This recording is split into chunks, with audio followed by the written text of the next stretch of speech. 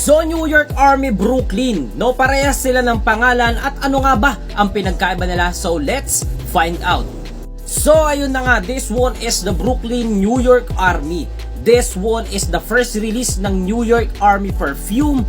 This one is Invictus inspired. So sa madaling salita, ito ay versatile, no? Pwedeng yung gamitin ito on any situation that you wanted to use. No, etong si Brooklyn New York Army. Kahit mainit or malamig, talaga namang magper-perform at magper-perform tong Invictus inspired ng New York Army, which is si Brooklyn.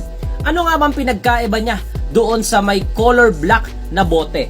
This one is 1M inspired, no? 1M inspired to at hindi to advisable gamitin sa initan compare mo dito sa isa.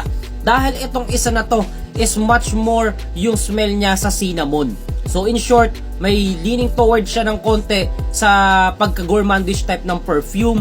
Yung sweetness niya is not applicable para sa mainit na panahon dahil magko-cloying to, hindi magpo-project to na maayos, hindi to magpo-perform na maayos.